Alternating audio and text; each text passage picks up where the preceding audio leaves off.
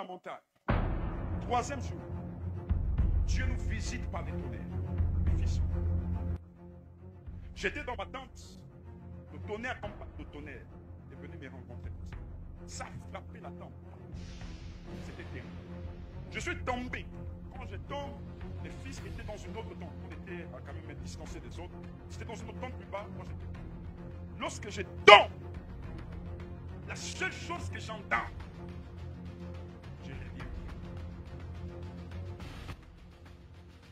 Les tonnerres ont frappé. J'ai fait appel à tous les membres qui étaient là. J'ai dit, s'il vous plaît, enlevez-moi ici. Ils m'ont enlevé d'Arda, ils sont allés me positionner dans la voiture. Parce que je n'avais pas encore expérimenté une telle présence de Dieu qui pouvait m'effrayer comme ça. Il est passé par le tonnerre, il m'a dit je reviens.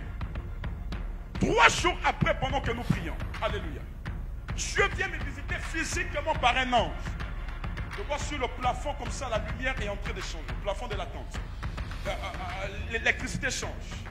Ça s'intensifie, ça s'intensifie. Et à ma gauche, une personne qui prend la forme d'une silhouette. La personne s'assoit. Il me dit ceci, tel que vous avez entendu. Tu es pierre.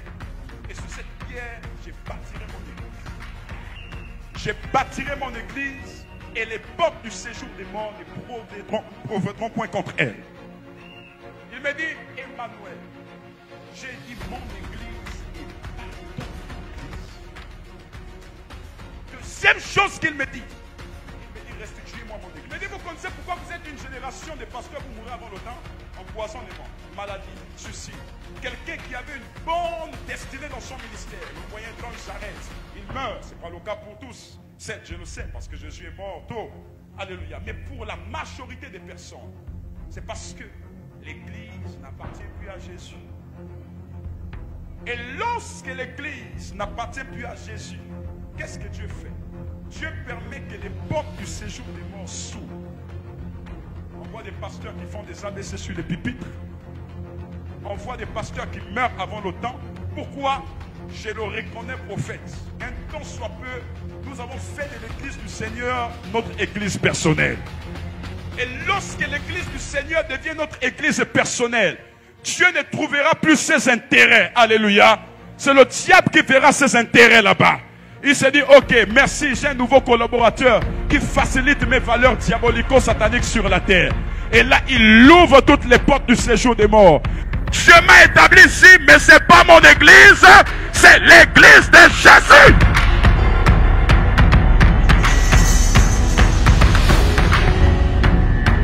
L'église n'est pas l'église de ma famille, mais c'est l'église de celui qui revient et qui est déjà même là pendant que je parle. Il me dit, Emmanuel, restitue-moi mon église. Prédicateur, restituons l'église de Christ à Christ. Ça ne nous appartient pas. Lorsqu'elle devient notre église, ça devient du business personnel. Ça devient une entreprise familiale, là où on ne voit que nos intérêts. Mais lorsque c'est pour Jésus-Christ de Nazareth, les portes de séjour des morts, les portes de la maladie, les portes de la pauvreté, ne prévaudront point contre elle.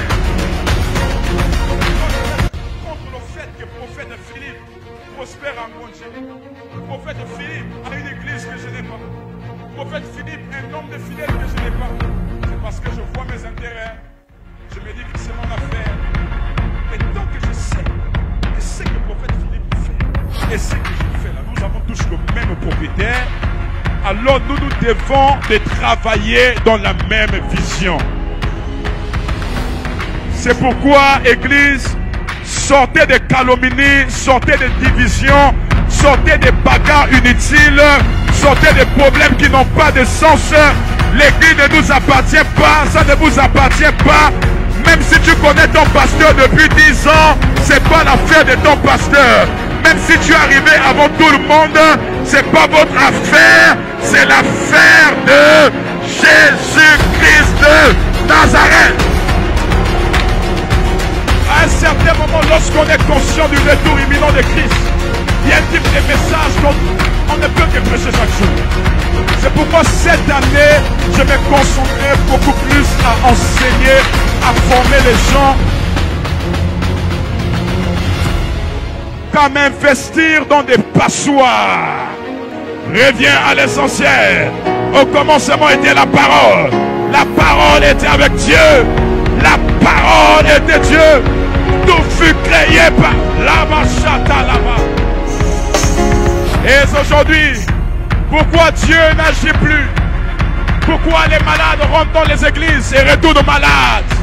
Pourquoi les fous rentrent dans les églises et retournent fous? L'église primitive, il n'était pas ainsi. Lorsque quelqu'un venait paralysé, je me souviens dans le livre des Actes chapitre 3, un homme nommé le paralytique Label était assis devant la porte du temple là où il mendiait. La Bible déclare Pierre et Jean remplis de la puissance de l'esprit s'avancèrent auprès de lui. On n'a ni or ni argent à te donner. La question que je me pose aujourd'hui est de savoir qu'est-ce que l'Église peut encore posséder hormis le matériel pour apporter au bénéfice de sa société.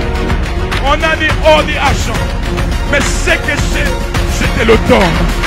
Au nom de Jésus, lève-toi et marche.